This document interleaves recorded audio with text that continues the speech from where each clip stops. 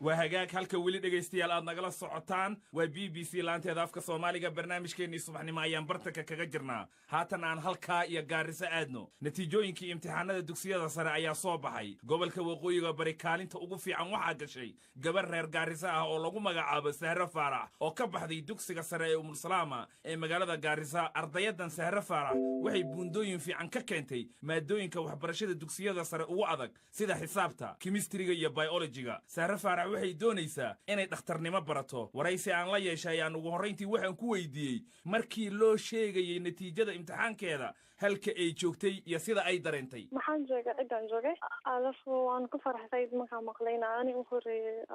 gobolka Garis ma filaysay natiijadan sida u culus ها وان فيلي ويلي wax ka fi sarabaan sugay qosab sayid baan aqrisanay markaan fuul ku jiray laakiin alxamdulillah inta hadda waan ku faraxsanay way fiican tahay maanta maadooyinka aad ku fiicneed dugsiga sare bal wax iiga sheeg waxaan ku fiicnaa xisaabta chemistry iyo biology aan ku fiicnaa maadooyin dib kugu aha ma jiraan ها كما history taariikhda ها qosab waa isaga wax idil waa inaad wax ka zamaanina aqrisada waa uu badan yahay maadadeed ugu jecleed iskuulka maadooyinka lagu qaato waxaan u jeclaa chemistry oo kamid ah maadooyinka sayniska maxaad ku jeclaatay raqiis buu ilaaha wuu kula fududaa ها وإلا فضاء على معلمكنا برجرنا سفي عم بنو برجرا عاد بان وفهد من وان جالان جرا macallimiintaada iyo adiga xiriir ceenkee idinka dhexeeyay bal nooga waran عاد ayaan ay saacideyn jireen markaan wax kari waayo waan u tagi jiray way saacideyn jireen ayana makan aan dib qabo waan u sheegi jiray waan saacideyn jirnay sayid macallimiinteeda waan u mahadcelinaha yaa kaloo xagga aqoonta ka kaalmeeyay cid kaloo kugu garab istaagtay ma jirtaa xagga waxbarashada iyo inaad maanta gabadha ugu fiican dugsiyada sare ee gobolka waqooyiga bari aad noqoto ha kuwa iga bixin jireen lacagta Equity Bank iyo Mastercard Foundation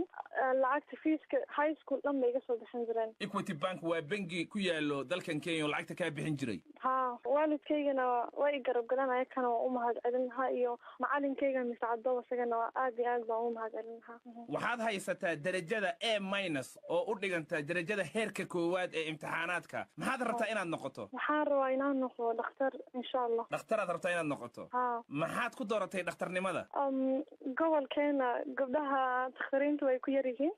maamooyinkana iyo caruurtana aad bay u dhibsan yihiin waan saacideyn lahaa insha Allah waan gartay marka jaamacadaad rabtaa inaad gasho ha insha Allah jaamacadee jaamacad tufiican tan University of Nairobi handaan hela waa alxamdulillah dhakhtarnimada qaybteed rabtaa inaad ku takhasusto tan caruurta dhakhtar caruuraad rabtaa inaad noqoto jaamacadda yaa kaa bixin doona hadda waqti waan baasay Equity way iga bixin doonaan universityga bangiga Equity ee awalna dugsiga sare lacagta kaa bixin jira jaamacaddana kaa bixinaya ha insha Allah ma ku ballan qaadeen ha way ballan qaadeen maadooyinka marka laga soo tago ee aad tafka ku ahayd diinta sideed ku tahay gabar diinta ku fiican ma tahay ha diin waan ku fiicnaa waan aamusnaa